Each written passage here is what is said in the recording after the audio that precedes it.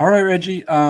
As we continue to cover the Tupac trial, both live and not live, there was something that I wanted to get your opinion on and get your thoughts on because back in day one, it came out during, I don't know if he's a sergeant or I'll just call him Mr. Becker.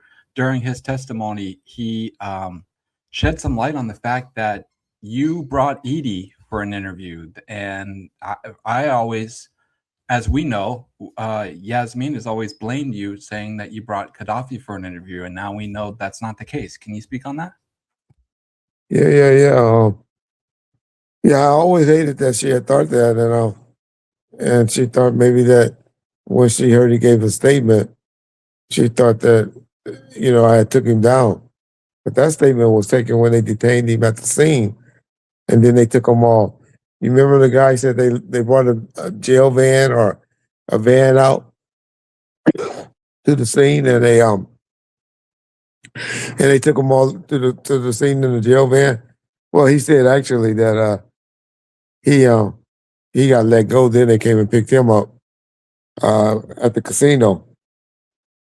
But then in another breath, I heard him say something about they brought a van out and took some people to the station. But yeah, Gaddafi and them went, and that statement that he gave, that was definitely the night of. And I had always said, when I started seeing the date of death and all that, I was like, I don't know where you have been getting that from. I don't know why she believed I took Gaddafi down to the station. But now, as I was trying to think who the other person was, I really believe it was Edie cousin, Big G, that went with him to the station just to be, Edie's support. And that's what I think it is. Because I know Castro wasn't the one that went with me. So now I think it was Big G and Edie. And, Sergeant Becker tried to make it seem like they didn't want to identify. No, he didn't want to show them the six pack because you just show people the six pack because a lot of times you be like, I don't know somebody, I don't know, and then you see them, you be like, oh yeah, that's so and so, or yeah, that's the motherfucker that did X, Y, or Z. So like I always said, Sergeant Becker didn't want us sign. He didn't want to solve this case. He had no idea how to work this case. He was just a good old boy, a good old guy. And if you look at the back of the pictures in his house when he testified, he was as I always thought he was, a good old cowboy. And that's all he got on the pictures on his wall, is pictures of cowboys. And so, hey, it's unfortunate that they let somebody like that be the main detective on the case, but that's how it was in the 90s in Vegas.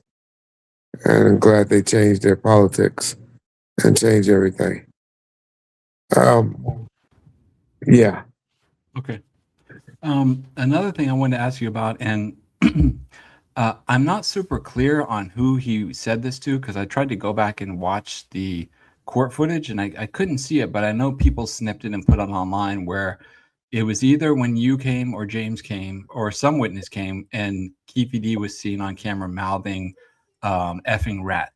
I don't know if he did it when it was you. People are saying he did it when it was you, but I just don't know if that's the case. But if he did you see him word anything to you or no? I saw him working, but I couldn't see shit. I'm blind. I didn't have my glasses on. And without my glasses, I couldn't see that far. But he was saying something, but he was talking.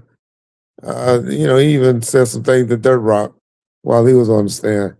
So Keefe got his nerves calling it. That word, just like fat should never come out of my mouth. Well, rat should never come out of his mouth.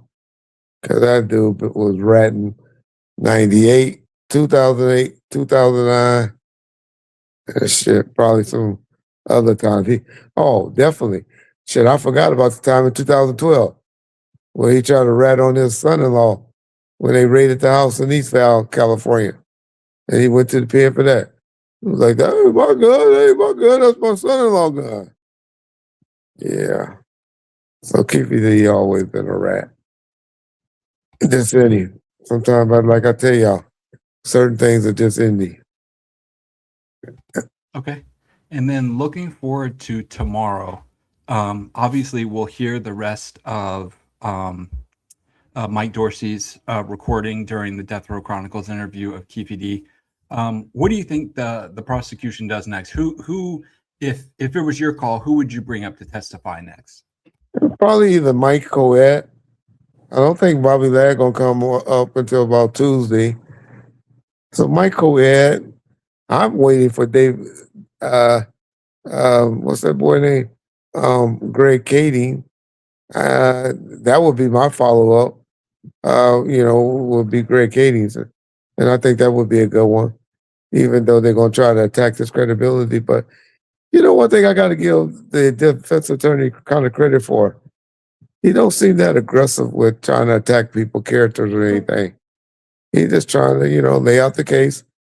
And then, like I always tell y'all, the case is going to be done with whoever gives their best closing argument as far as lawyering. But if nobody get those audios, which has done been admitted now, everybody that heard, and the jury, more importantly, that heard. But once they see those videos of Keefe D acting a fool, explaining everything that he said in that audio, yeah, okay, Keefe. Okay, Keefe D. Yeah. But that would be my take on that. And yeah. Hey Reggie, sorry to interrupt, but I want to let our audience know if you guys are fans of UFC, you definitely want to pay attention to this. So we've linked up with Morgan & Morgan, the official law firm partner of UFC, and they're giving away 2 tickets to U331 in Los Angeles plus $2,000 in travel expenses. The way to enter is to click the link in the description. You can also find the link pinned in the comments below this video. So click the link and take a chance. You can't win if you don't enter. Good luck. So, ball first, man, that video y'all just watched. I'm telling y'all, take a minute to fill this out. 1 minute. Okay, you're not a UFC fan. I get it. I'm not a UFC fan, to be honest. But a fan of $2,000? You're not a fan of $2,000? Who knows? Who knows who's going to win? Fill out that form that John just talked about. Did that great commercial. Fill it out. Takes 1 minute, 2 minutes for you ones that are slow. And put your hat in or put your ticket in a hat for a chance to win. And somebody got to win, and you got to be in it to win it. So just give it a shot, y'all. Also, tomorrow, you guys, we've been appreciating all y'all support. Watching over here, John came up with a great idea. He worked on some more sound effects. That's wrong. That's just wrong. He got some more sound effects for y'all. And so, yeah, if y'all want to be entertained while y'all watching, then y'all make sure y'all come over and be on our live stream. I know other channels are doing the live streams, but y'all make sure y'all come over. And if you would over here watch it with us, we'll be doing commentating, during the recess and the lunch hour. And hey, enjoy it with us. 9:30 a.m. tomorrow. Court will be starting up. And one thing I like about this judge, she seems to be very prompt.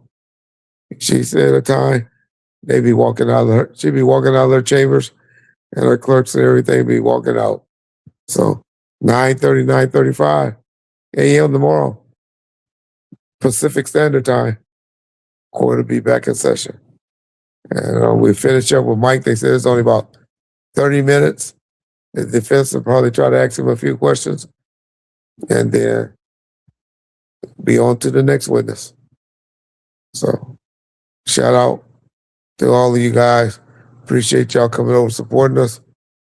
And Peace, my first family. Enjoy your Sunday. Enjoy your Sunday.